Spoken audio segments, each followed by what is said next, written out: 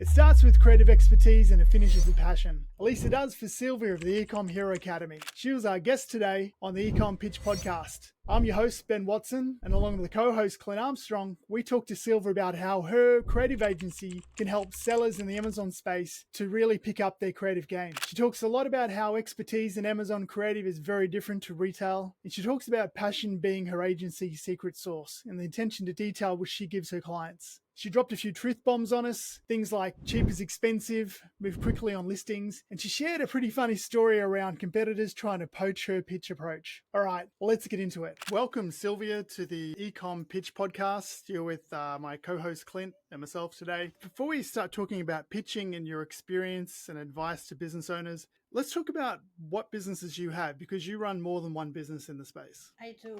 I'm a bit neurodivergent, so I need to do different things at all times. I love it. So the first one is I'm an Amazon seller still. We still do wholesale reselling, so that's one. The other one is Ecom Hero Academy. So we have been working since 2019 in the space for helping Amazon resellers to go from zero or to the 5K months cap to pushing through their first 6 figures plus. So we have clients that went from total zero to multiple 6 figures. We're one of the top when it comes to wholesale mentoring in the FBA space. So that's one. And then since last year, we have started helping brands as well, because one of our main clients who now has just signed to be with us for 18 months. So we're doing something very right. Obviously, basically, he got about 83 ASINs removed overnight from the catalog for wrong GT number. So I got myself a super strong tech team. We can fix really, really hard tech stuff with Amazon. I don't have that patience. My team have saints for sure, because seller unsupport is dreadful in my opinion. It's the worst.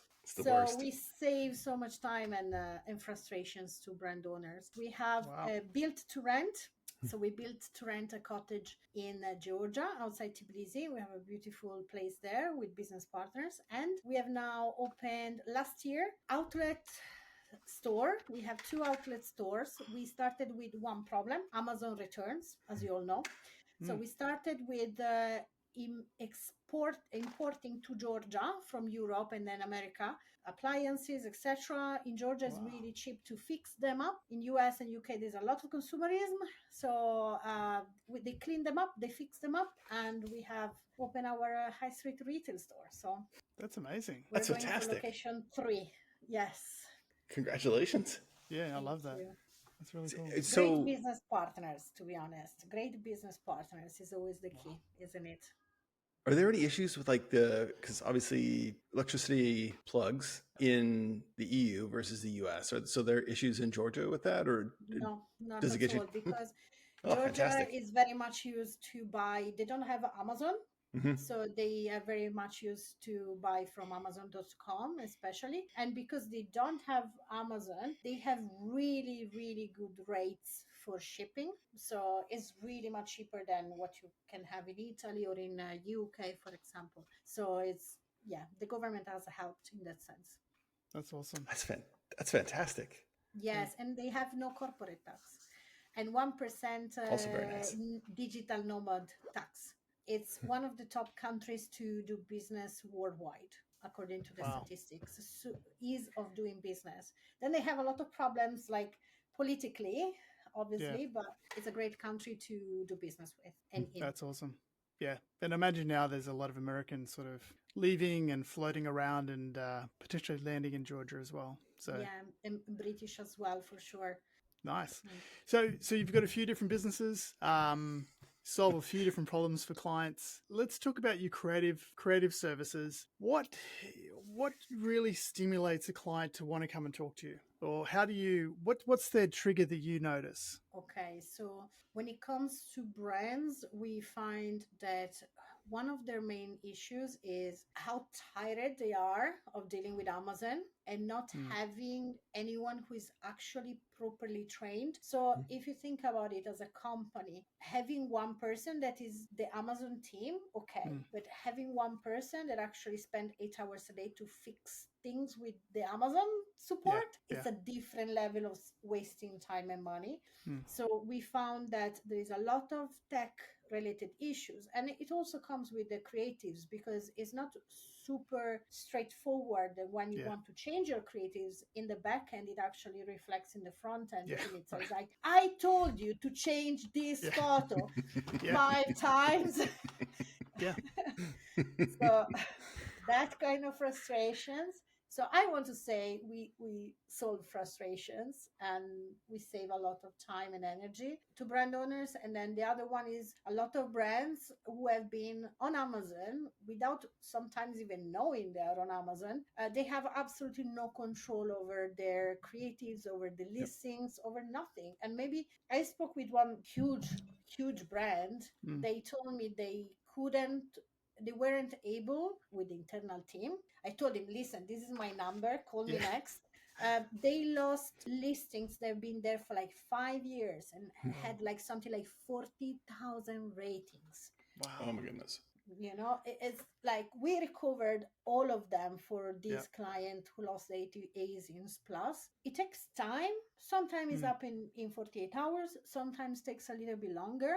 But these listings are back on, and they literally, just those listings, they pay in full our services to the client to launch the rest of the catalog on, you know? So it's a no-brainer. Yeah. So it sounds like your ideal client is somebody who's tried to in-house it and, you know, gone through the frustrations and felt the pain of how hard it can be when you get it wrong, and the actual impact on business too, right? The real business cost. Yeah. And that's a perfect situation for you guys to come in and just do all the right things with a really experienced team. And PPC is sucking up all the profits kind of situation, because also the brands who have done the things right, but they have not gone through the real potential of their creatives and the psychology behind an Amazon buyer who spend on average like 5 minutes a day to buy something. You have to make it like a no-brainer. So when we're going to talk about the sales pitch in a second, but you need to think Amazon like a sales pitch. You have to show the buyer, not tell the buyer. Nobody reads, just Rufus.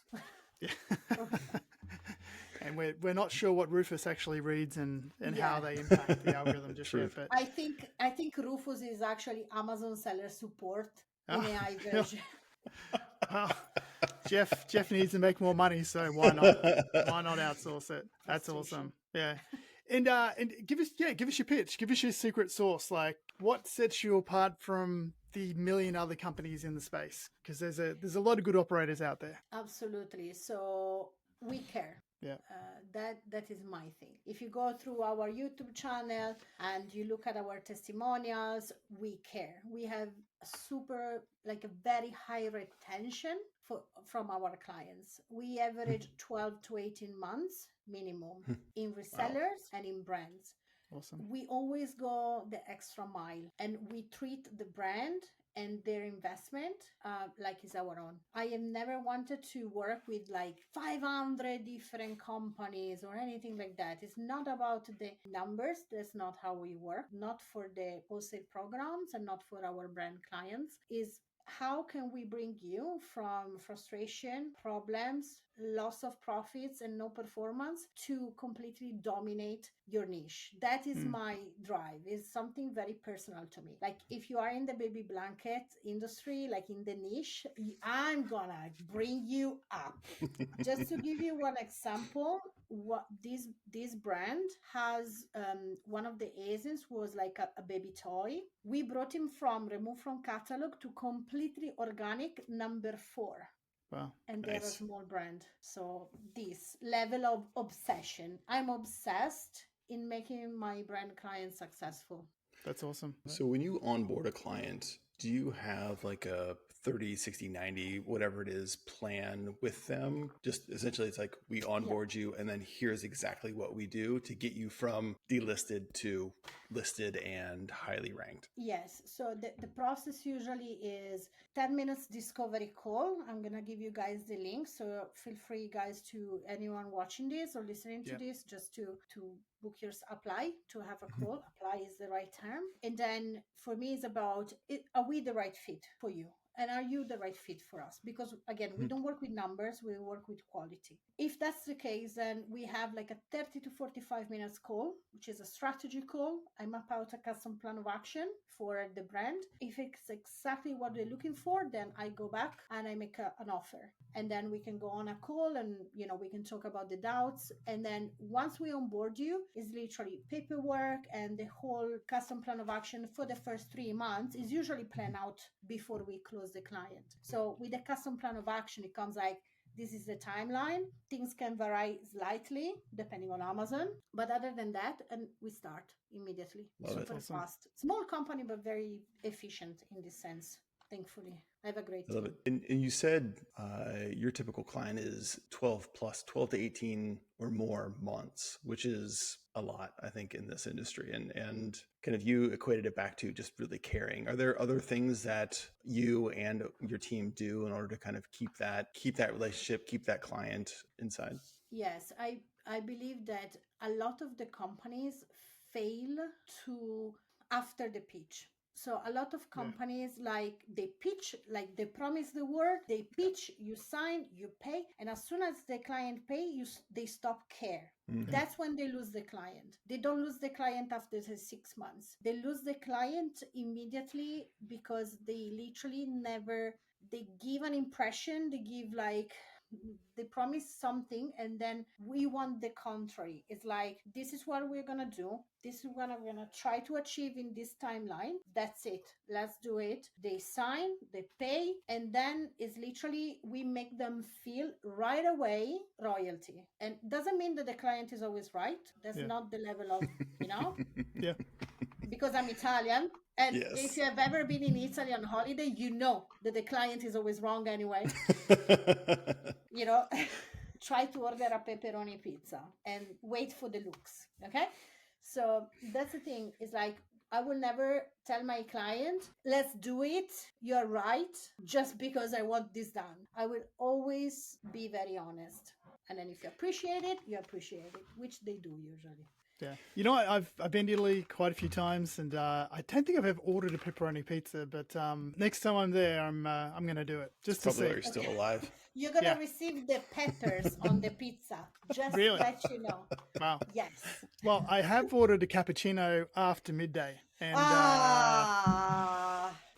just because I like to challenge things, but So you, this is all great. I mean, it sounds like you've got a really great sort of setup, very professional. You guys look beyond the pitch to how do you deliver and how do you sort of grow a client's business over time. Do you have any times when you've been in a pitch situation with a client or a conversation and you sort of wish they just thought a little bit differently, or they were looking for the wrong things, basically? Yeah, 100%. I mean, it happens all the time, isn't it?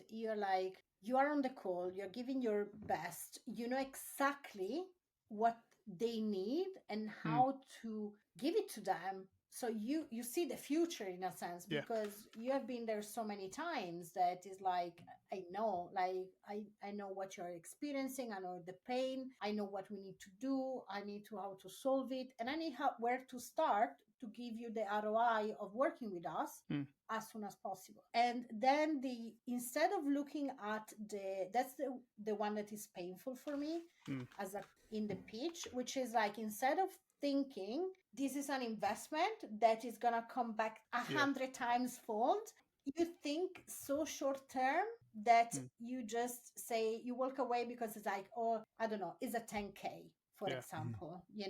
They don't understand how urgent sometimes is to fix the listings, because they're not just losing money on the day, but it's so bad because you have 500 competitors that are coming for you, that are launching after you.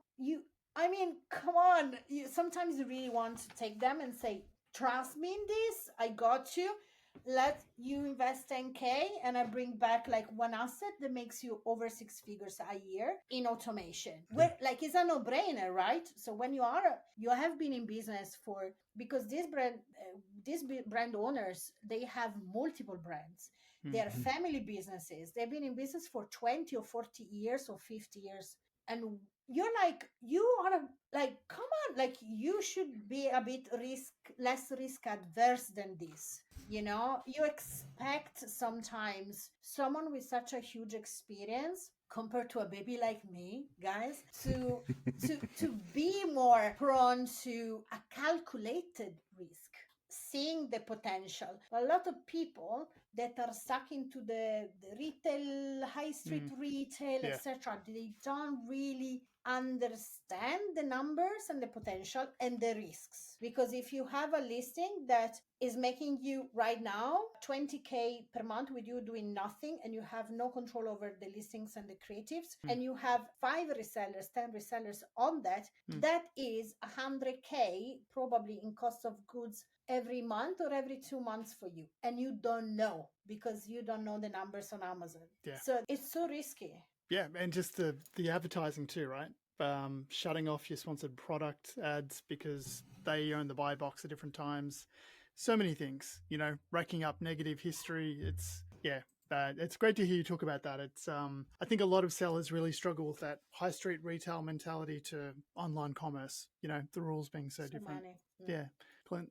No, I think that it's a really great point. And I think the expectation from a brand that's been around for 20, 40, 60 years, however long it's been, I think that they're very institutionalized in their thinking. They're very institutionalized in what their brand does for them. And look, brand is, and I'm going to quote Ben here, brand is a multiplier when it comes to your opportunity on Amazon. But when you as that brand owner aren't willing to adjust to the new marketplace, it can definitely be a detractor. And so, as you've already said, if you have resellers because you've got product that's falling off a truck and your supply chain is leaking, that has to be taken care of, as opposed to just saying, we're actually making some money off Amazon. It's okay. Like, it could be doing more. And I think that's the point. And when you were able to open their eyes to that, and it sounds like you've been able to do that, it just is very surprising to them. But then after you've gone through your process, then they're very thankful. I think, from what it sounds like. With this one of our brands clients, I was like, this is one of our brand clients they started with us where they had their creative in payroll, they had their photographer we've been working with for like 20 years, and so they were very like, I have the graphic designer in payroll, I have the photographer, I'm very loyal to them, makes me the cheapest price possible imaginable, so I don't need that. Once we brought in some stack of images, because now with the prompts, instead of saying, hey, because usually we with these kind of brands, I train their graphic designer to know what we want, right? And so instead of going manually and say, hey, I want this, we want that, this is because of this, because then they always ask why I have to do this way and not being just a creative. So you need to bring them in line with what Amazon is. Yeah. It's not beauty, it's just like, sell me right now. So that was a long work. And they once we do the ones with the prompts and they saw my stack done with ChatGPT for the graphic design, they send it to the graphic designer. They were not happy with the graphic designer, and they were like, let's use yours from ChatGPT. And I was like, okay, now there seems like they start to be open to the creatives done by us as well. So now with the new contract they're trying, our creative team in Tbilisi, they are open to have the quote from our photographers, because now they understand that their photographer is for a catalog, but is not for Amazon. I think that's a really great, it's a really great point. It's, and I think Ben made this point earlier, but it's how do you bring in AI? How do you bring in a ChatGPT? How do you bring in any GPT to your process? And I think it's little by little. And the first step of that is educating your customer on the potential benefits of it. Again, as I said earlier, they can become institutionalized in how they think and who they use. And it's easy. And then when you bring in something that is a little bit outside of what they're used to, and it's easy for you to create and the price is right, all of a sudden they're open to it. And I was in a meeting a couple days ago with a client where they were bringing on a new creative agency and they had a new creative idea, and it was very much AI created, and you could tell in the presentation. And the creative agency definitely made light of it, and they're like, look, all of this is very much AI driven. And from a consumer standpoint, you have the old brand creatives and assets that will remain. But when you're looking for something that's like super cute, or like very like a prompt that's easy to create an image for, like AI is okay, and consumers are okay with that because they know exactly what they're going to get and what their expectation was. So it was just a very much an interesting conversation to have, because that client was moving away from just all of their traditional assets and we're becoming okay kind of with more of those AI created assets. So very similar to what you just said. And it was just to see that shift happen kind of within a meeting was very interesting. Again, AI is going to keep coming over and Yeah. over and over again. And back in the discussions, and some companies are ready, some companies are not ready, some companies think they can save on all the creatives and just do it themselves. um, like I strongly believe that with clients, when you pitch them, is a consistent pitch with these brands. It's not like you do your sales pitch and that's it. You have to pitch your ideas every month. They think they used to do things, or they think that doing the thing in a specific way is the way ahead and the way to go, because it's what they know. But you know better for that marketplace. So it's about pitching the ideas. And when they start to see that you're winning once, you're winning twice, they keep staying with you, they're with you for 18 months, you can see how it changes. Like, okay, guys, we need to discuss this. And the question is, it goes back to you. It's like, what do you think, Silvia? What would you do? What would you do? Yeah. And that is like, oh, okay, now we're in another phase. I've been telling these clients, like, we should do packaging, right? You should have a gift box because your product is gifty. We have to make it gifty. And they have been kind of, going from one side to the other.